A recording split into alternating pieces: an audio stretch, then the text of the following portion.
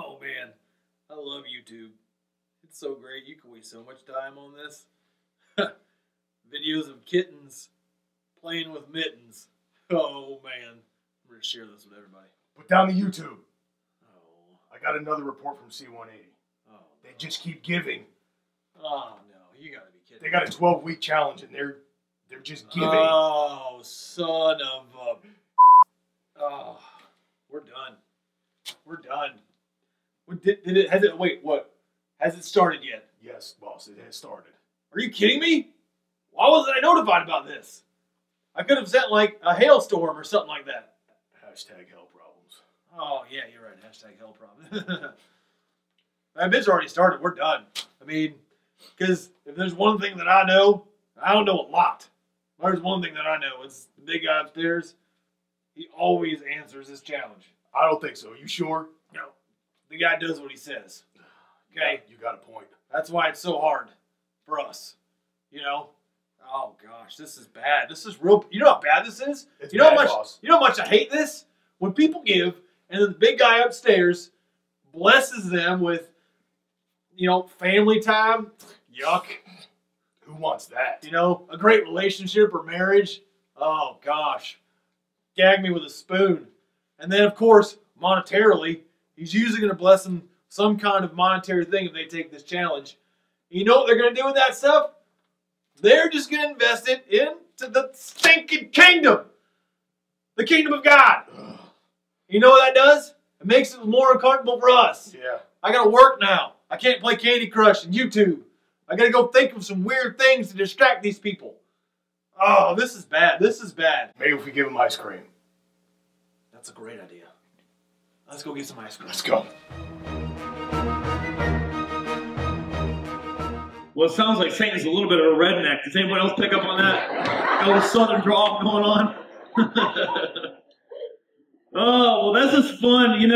Week one, we started off this teaching series when we talked about the fact that Satan hates Church 180. And one of the things we said right up front is we are going to have a little fun about it, but we also, if you missed week one, we took some time to say that this is actually a serious conversation in that we do believe the Bible teaches us that we are in a spiritual warfare. We are in a warfare for the very essence of who we are. And one of the things we said in week one is anytime you make a decision that will grow you spiritually, you can expect spiritual opposition. And, on there they talked about the 12-week giving challenge. And if you're not sure what that was, a couple of weeks ago, we rolled out the 12-week giving challenge based on some of the scriptures, some of the things that God has said in the Bible. And we challenge everyone to take the next 12 weeks, from August 9th to October 25th, to give. Now, we believe, as Christians, we believe that the Bible teaches us to give a 10% of our income. And for myself and my family, that's what we do. We actually give that off of the gross, our gross income. 10% goes to God. But we also understand this, like we were raised like that. We kind of budgeted like that. There's some of you in here who would genuinely say, I'd like to give, but I can't start at 10%. So what we said was, look, start somewhere. You start somewhere. It might be $5 a week, $10 a week. It might be 5% of what I make. When I get paid, I'll give the 5%. And here's the thing we said. If you do this for the next 12 weeks, you consistently give every time you make something or every time you're paid or every week, however you decide to do that. And then over the next 12 weeks, you manage well what is left. If at the end of 12 weeks, you can come and say, I've consistently given what I said I would give. I have managed well the rest that I had left, and I have not seen God show up and do something uniquely God. If you can say that, we will give you back every single penny that you gave. That's the 12-week challenge. There's not a lot of risk in that for you. And quite frankly, there's not a lot of risk in that for the church, because one of the things we believe is that in the book of Malachi chapter 3, God says, hey, this is one area I'd like you to test me in. This area of giving, this area of generosity.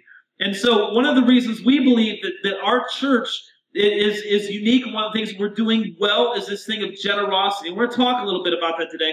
But I want you to know this going forward. If you decide to be a part of a generous church, if you decide to be a generous person, you can expect that there will be spiritual opposition along the way. But at the end of the day, you can expect that our God is bigger, and what his promise is, it will ultimately come true in your life. So that's what we're going to talk a little bit about this morning. Now, let me just make sure that we're all on the same page with this idea of generosity. So let's just define generous according to the dictionary. Generosity is showing a readiness to give more of something, as money or time, than is strictly necessary or expected. Right? So generosity is giving more than what is expected, or more than what you absolutely have to. Generosity is that little bit extra, that little bit above. That's what generosity is, all right? Now, let me just get started this morning by showing you one way that our church is generous. I've got a mic up here. Mike, you got it right here. So Lauren George coming up here. One of the ways that our church is being generous in our community, if you don't know, our church has two community partners. One of them is Evanport Elementary. And Lauren George represents us well at Evanport Elementary. And so I wanted to just take a little bit of time this morning and have Lauren tell us a little bit about Evanport. Lauren, could you just kind of take us some time and explain to us what's going on in these pictures? And then just tell us some of the numbers and some of the things that's happening at Evanport because of Church 180. Go ahead. Sure. This picture right over here is the birthday cake. And we do that once a month. All the kids that have a birthday in that month get to come pick a prize. We put a little sticker on their shirt that says happy birthday. We give them a pencil that says happy birthday from Church 180. And you'd be surprised that this little tiny thing can make such a big difference in their day. And they get really excited about it. Every month we come in, I'll have kids that come up to me and say, are you going to do the next month's birthday? My birthday's next month. And they get so excited, and they look forward to it when they come in. So. Can you tell us about the one time one of the teachers stopped you in the parking lot and told you about the gifts that these kids get from this? Remember that story? Putting you on the spot a little bit. She said some of these kids, like this may be the only... Yeah, some of these children come from homes that their birthday might not get recognized just because of financial needs in their home. So this is their birthday surprise, maybe for their birthday. And for a lot of our kids, that might seem so small, but for them it's huge. And you just talk about it all day, and they look forward to it, and it just makes a big difference in their attitudes. And then the teachers, what do the teachers get? The teachers, they get a birthday card from us, and they get a giant chocolate bar, which they love. And actually, after we started doing this, they've actually come up and sought me out on their birthday month, too, to get their chocolate.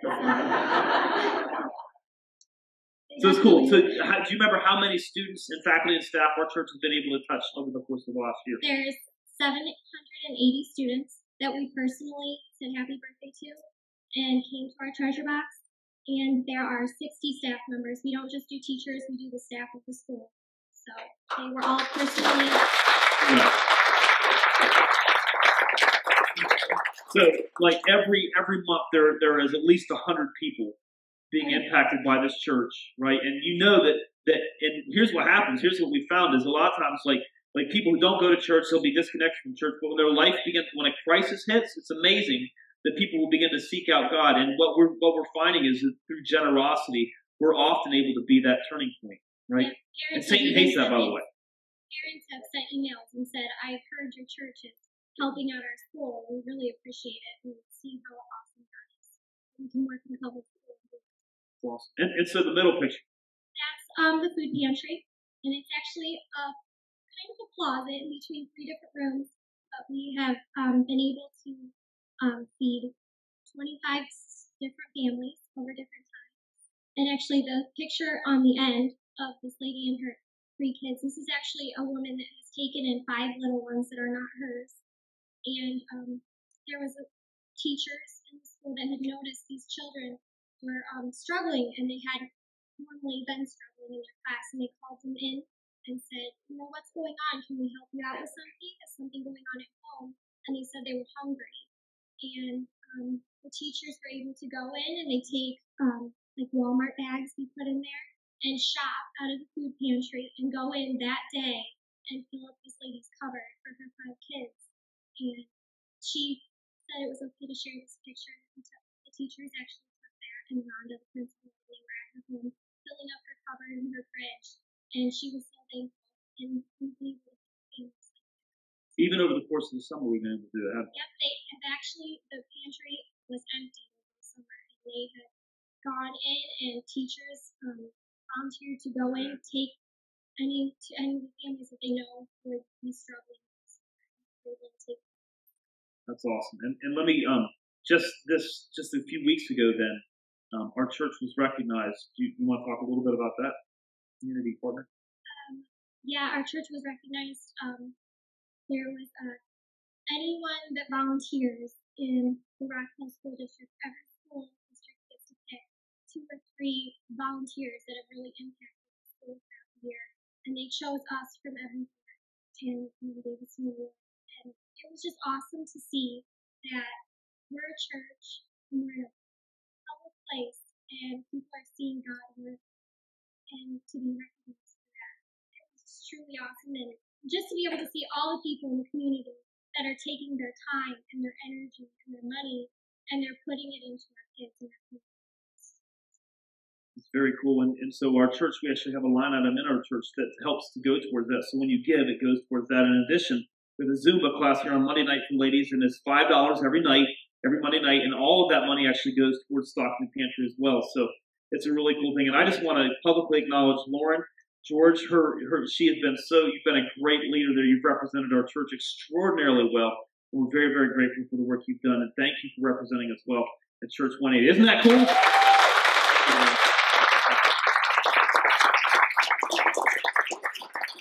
Just don't talk while I'm teaching.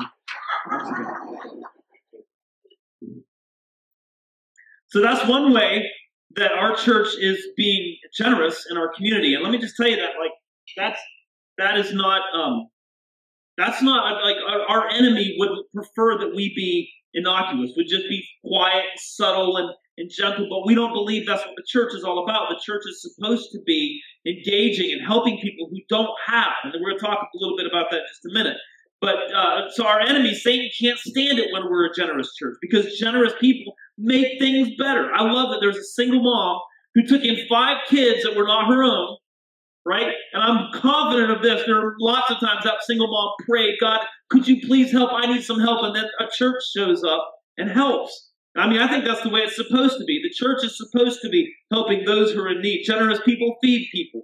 Generous people smile at people. It's amazing. I was walking through the store the other day, and I smiled at somebody, and she just stopped, turned, smiled so big at me, I actually started to giggle because it just caught me off guard. Generous people smile. Generous people clothe people. Generous people treat children like they would treat their own. Generous people are good to wait on if you're a waitress. By the way, if you go to a restaurant today, remember, Christians are generous people. Can I get a witness? I've talked to I make it a point to ask wait staff at the restaurants that I go to, what's the best day to serve, and what's the worst day to be a server? And consistently, they say Sundays are the worst day to serve. And then I ask them, why are Sundays so difficult? And they say, some of the church people who come in here, their demands are so high and their tips are so small. I'm like, good God, don't let that be us. Let's be generous in the public environment. Generous people are the best employers. Generous people make fantastic employees. Generous people make things better, and our enemy absolutely hates that.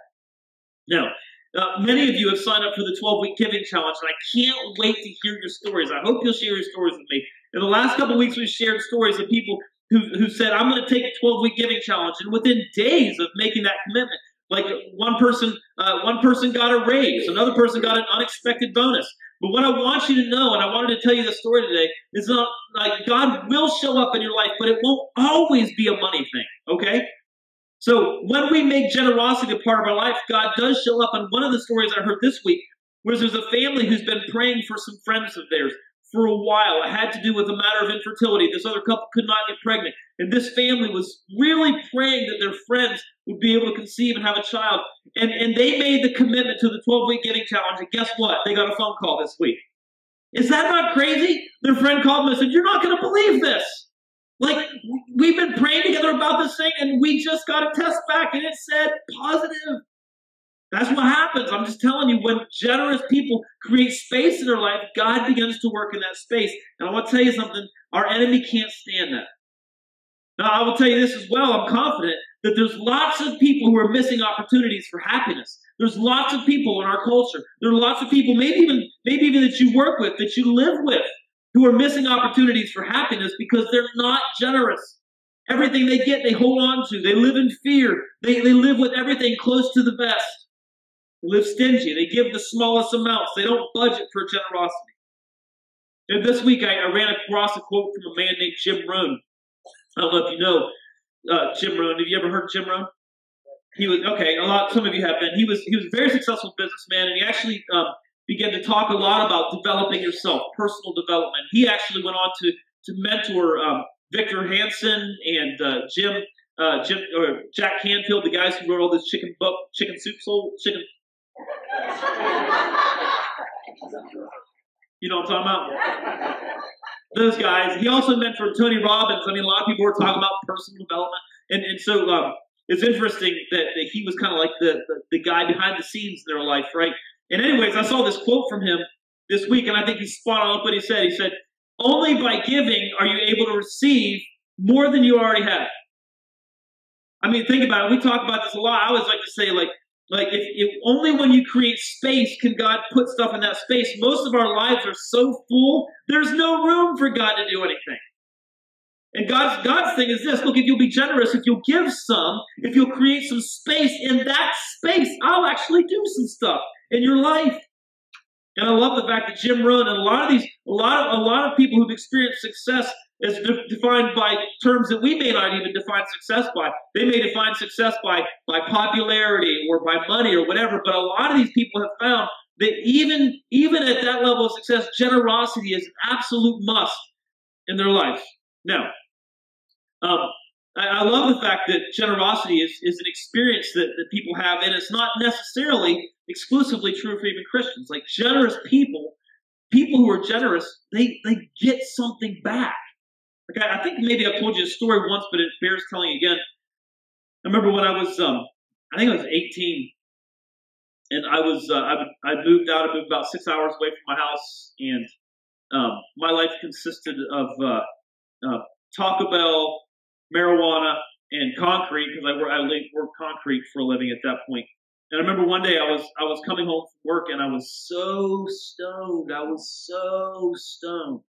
And I was driving past this roadside, this little booth, this lady selling flowers, and for some reason, and I wasn't a generous person at that point in my life. It was all about me. And I remember pulling in there, and for whatever reason, I don't even have a good reason for it. I just pulled in there, and I remember buying a flower from this lady. And I don't remember why. I didn't have a girlfriend at that point. I mean, I was a complete, total loser at that point. That's why Jesus had changed my life so much. But I remember listening to her talk, and she was talking about how rough her life was and how she was selling these flowers, trying to make some extra money for her family, and how her neighbors were terrible. They were a bunch of drug dealers. And I was like, good gosh, if you just knew what I was feeling like right now, you know. But I remember as she talked, all of a sudden I just gave the flower to her. And she started to cry and gave me a hug. And I remember getting in my car and like driving. I'm like, that was amazing. Like, that feels better than anything. I mean, that was like, and I was not a believer. Jesus was not leading my life at that point. You know, it was all about me. It was all about what made me feel good. It was all about Paul, very selfish, very focused. And yet, even in that crazy moment, that little bit of generosity brought with it so much happiness, and so much joy, and so much goodness. And I just would say to you, if there's not a spot for generosity in your life, you are really missing out on something good and big. I mean, there's a proverb that says it like this. Proverbs 11:25 says, the generous will prosper. Those who refresh others will themselves be refreshed. It's absolutely true. And if you don't believe this, you can test it today by just going somewhere and smiling at someone. If you refresh them with a smile, you will find that something happens in your heart. Generous people are refreshed. Generous people get a lot of good out of life. But I just want you to know this, that when you make a decision to be a generous person, Like, you will find opposition in your spirit. You will find opposition because our enemy, our spiritual enemy, cannot stand generous people, especially generous Christians. So what I wanted to do today is I wanted to say thank you to each of you who have made generosity a part of your life. I want to encourage those of you who are trying to figure out whether or not you should do it to go ahead and take the jump. Insert discipline and figure out a way to incorporate generosity into the rhythm of your life. Now, let me just give you some ideas about how to do this. St. Paul wrote a letter to a young man that he was mentoring named Timothy. Timothy was actually a young pastor, and St. Paul was teaching him how to talk to people about generosity. And what he said is helpful even today. He wrote it a good number of years ago, but it's helpful, quite frankly, for us today. So let's just take a look at it. This is 1 Timothy chapter 6. This is what he said. Teach those who are rich in this world not to be proud and not to trust in their money, which is so unreliable. Now, some of you, when you heard those words, those who are rich, you're like, oh, cool, this is not a sermon for me, right? And I actually used to think that too. When I read through the verses we're getting ready to read, Paul would talk to those people who are rich. And I'm like, well, clearly that's not me. So I don't need to, this is not for me. Okay? But I don't think that anymore. And here's why. Paul says, teach those people who are rich, say this with me, in this world. Teach people who are rich in this world. Now, a lot of us, when we think about being rich, we compare ourselves to, people we see on TV. We compare ourselves to those people in our community that maybe live, in a bigger house than we have, or drive a different car than we do. And so St. Paul's advice was to get a little bigger and look a little wider. So let's do that. Now, there's a website called globalrichlist.com. And on this site, you can actually punch in your salary and find out how you compare to the rest of the world. So that's what we're going to do this morning, all right? Here we go. This is what globalrichlist.com looks like. Now, we live in the USA, all right? And I got onto the latest census info for Rock Hill, and I found that the median household income in Rock Hill is $42,550. Okay, that's the median household income. Well, let's just say that you've had a rough year. All right, let's just say you're an average person, $42,550. All right, but you've had a rough year this year. Sickness has hit your house. Your marriage maybe fell apart. You had some car trouble, whatever the case may be. You had a rough year, and so this year you only brought home $32,000. Okay, the median average house income, $32,000. So let's type that in and see where that puts us in the world. All right, you ready? $32,000. Show my results. Here we go.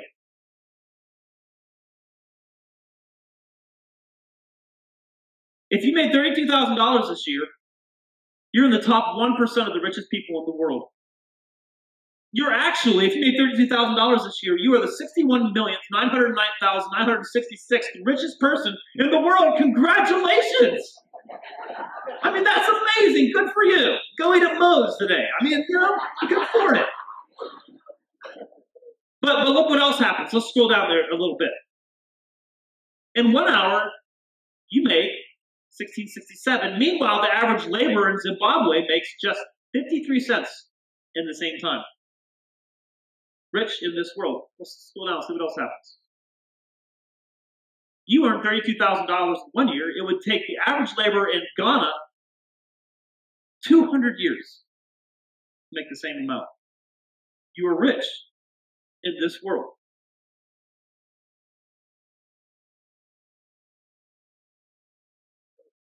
We're not going to wait for 200 years, all right? So we're just going to scroll on. You get the point. How about this? Thursday, it'll only take you 2 minutes to earn enough for a refreshing can of Coke.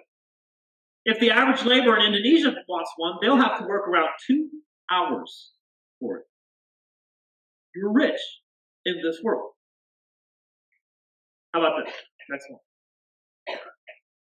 Your monthly income, if you make $32,000 a year, could pay the monthly salaries of 139 doctors and as Birgit.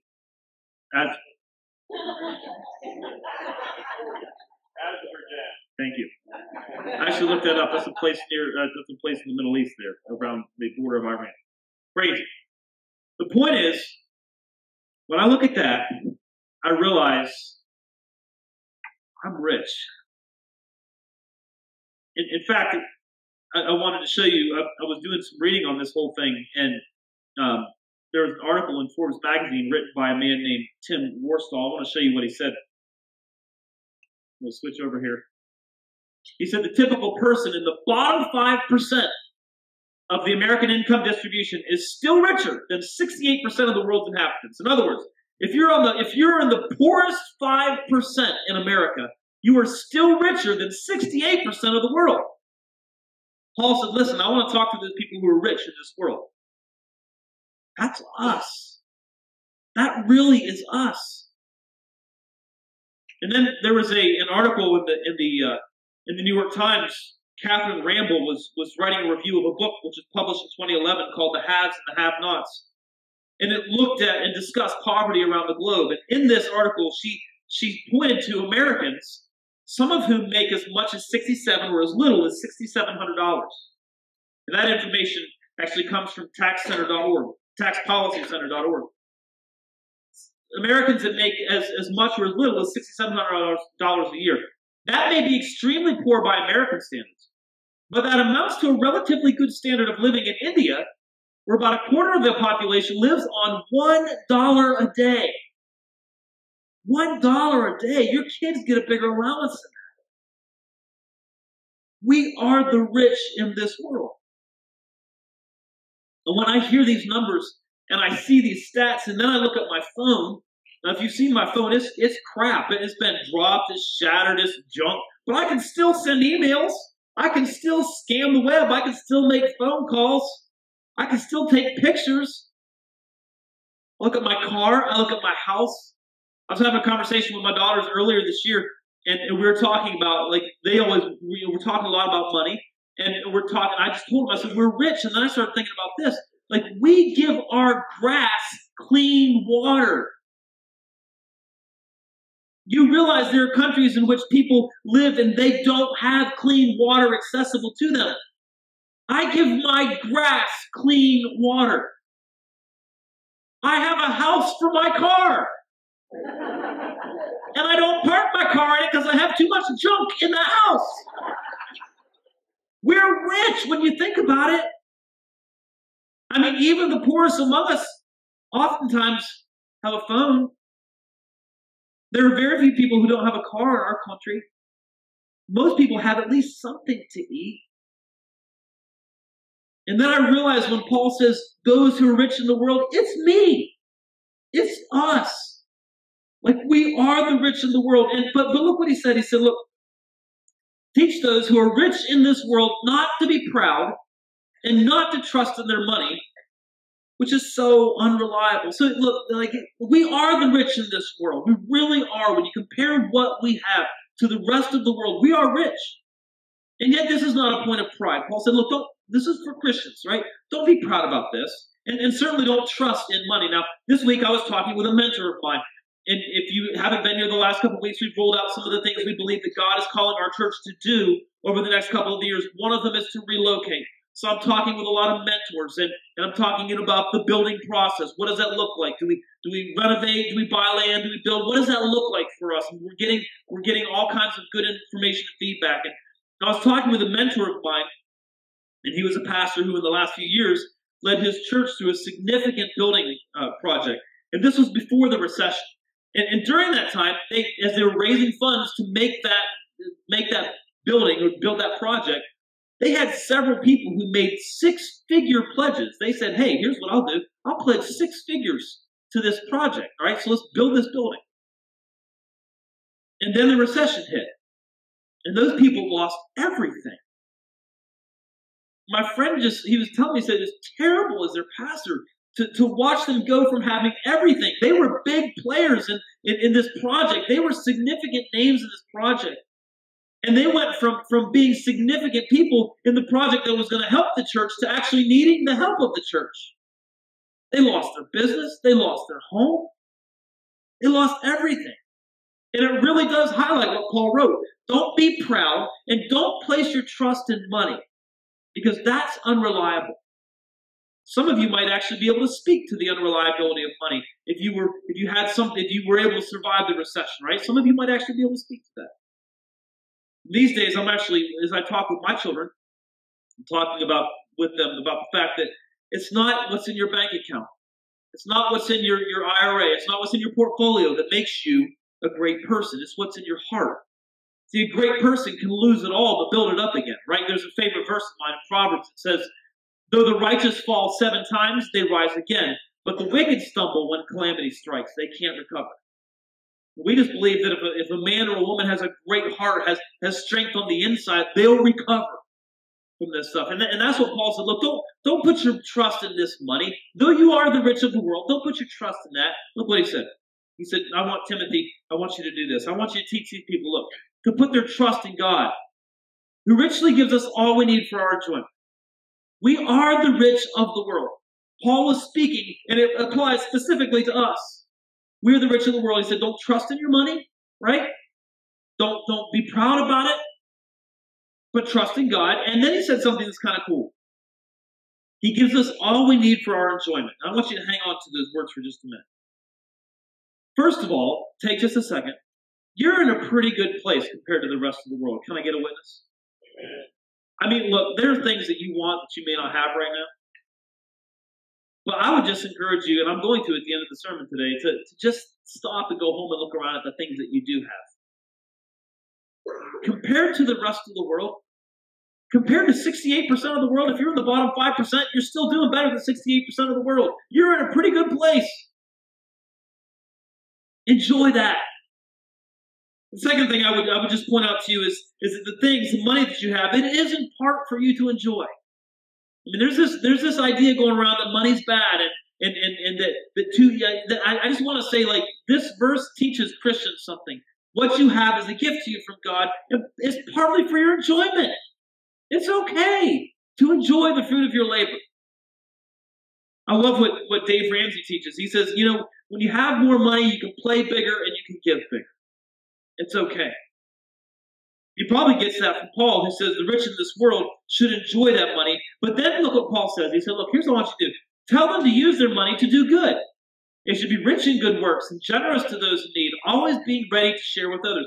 So if you have money, which we do, we are the rich of this world, here's what we do with it. We enjoy it and we help other people with it. That's what we do with money. We are generous because we are the rich of this world. We play big. We give big. That's what generous people do. Now, your big may not be as big as Donald Trump's, right? I mean, your big may not be as big as the Kardashians. Your big, well, there's 2 controversial sets of people, wasn't it? Jeez. I mean, your big may not be as big as the guy who lives a mile down the road from you, right? But I want to tell you this, your big is a lot bigger than the family in Haiti who's looking for clean water today. It's a lot bigger than theirs. Now, our church has been generous, and we want to be even more generous and more generous. And here's why. St. Paul said, and I want to encourage you to be more generous and more generous. And here's why. St. Paul said this. By doing this, by being generous, by helping those in need, we will be storing up treasure as a good foundation for the future so that we may experience true life.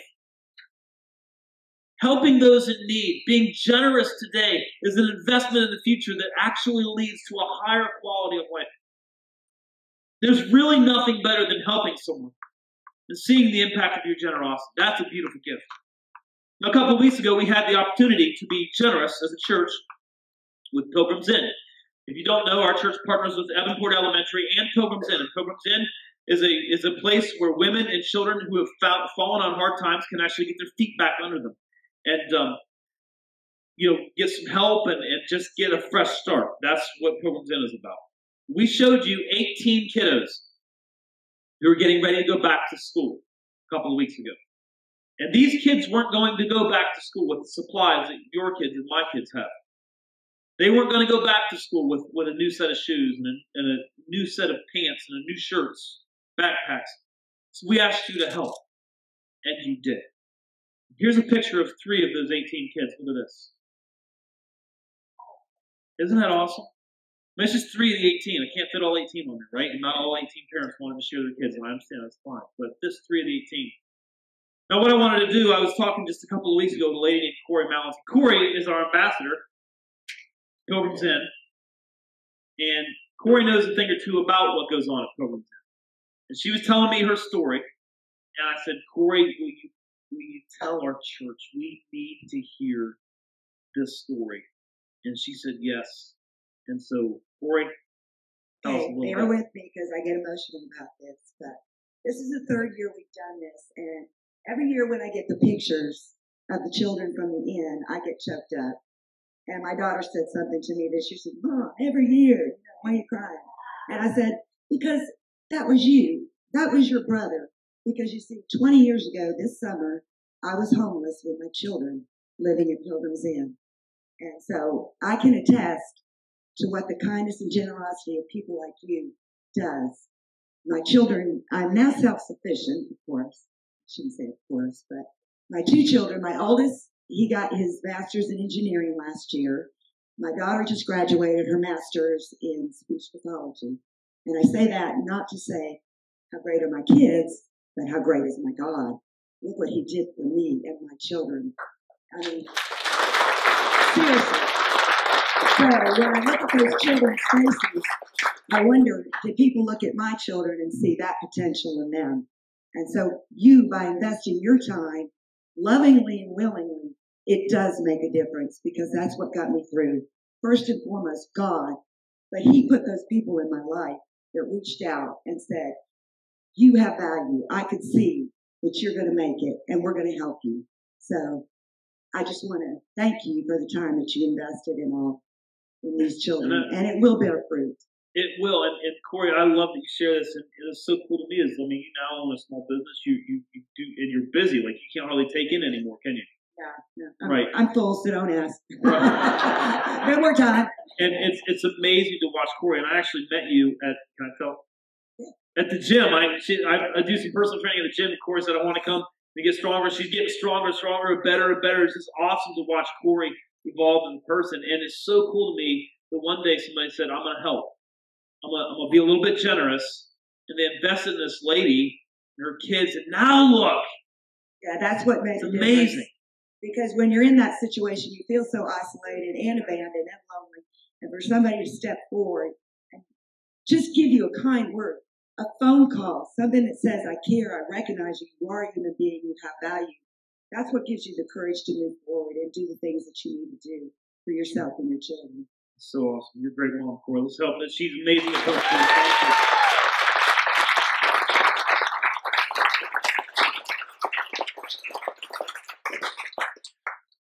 So, our enemy cannot stand when we do this kind of stuff. The church when you make a commitment to help, when you make an investment in somebody's life, our spiritual enemy cannot stand this, and we should expect opposition. And so, but I also want you to know this: like, we're not done. We're going to keep doing this kind of a thing, and we expect to keep getting better and better and better. Now, here's what I want to do. We're going to get ready to wrap this up.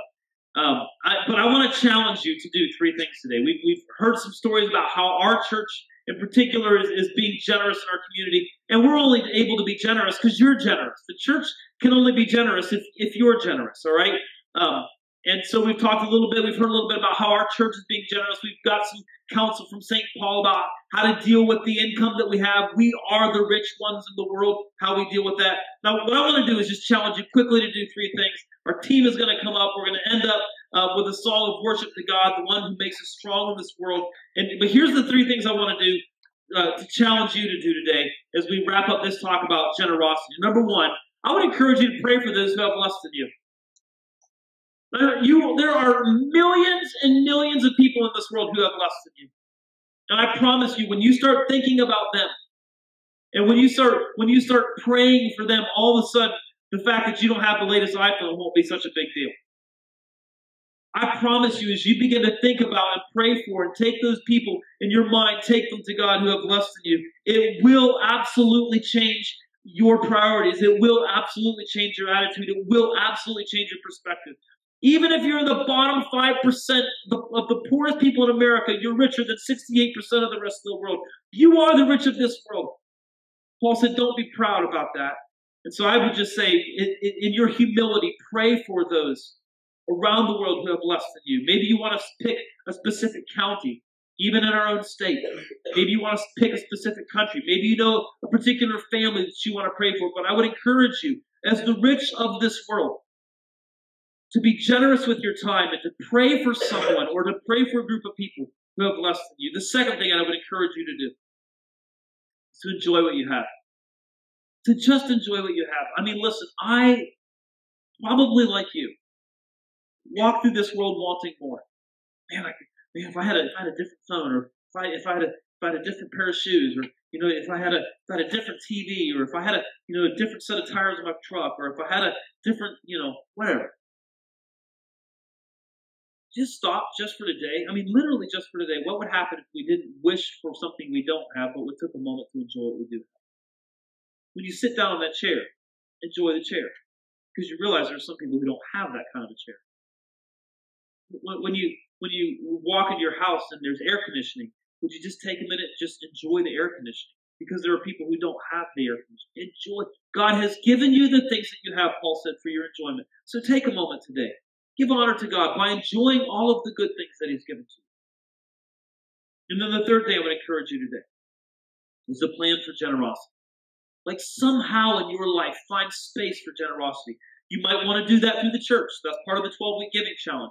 But you might say, I want to be generous and I want to give to the church. Great, that's good.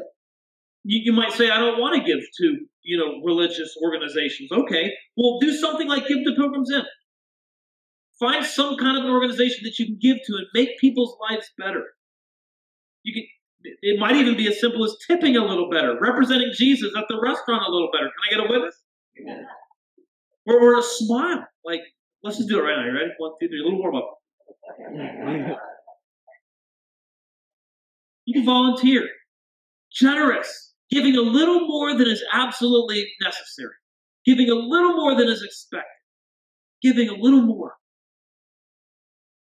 I promise as you do this, something will begin to happen on the inside.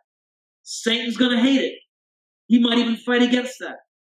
People might begin to question why. You might find some initial obstacles that you'll have to go overcome. But I promise when you become and you make space for generosity in your life, something incredible begins to happen on the inside. I want to leave you with this quote, and then we're going to sing a song to our God. By Jim Rohn again. Only by giving are you able to receive more than you already have. Generosity creates space, and in that space, God does some stuff.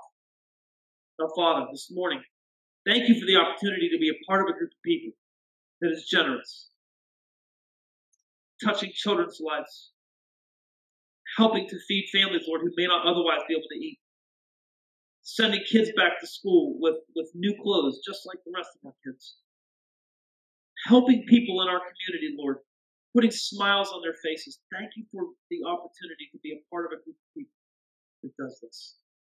I pray that, God, as we go home today, that we would be mindful of those millions and millions of people who have significantly less than we do, and that we would pray for them. I pray that today when we go home, there would be no whining, no complaining about what we don't have, but that we would take, even if we just do it for today, what a great experience it would be to just enjoy what we do have. And then, God, to create space for generosity in our life and see what happens in that space. We love you, God. I love this church. I love these guys. I love the men and the women in this church. And I pray, God, that you will make us a more and increasingly generous church. We pray this, Lord, in Jesus' name.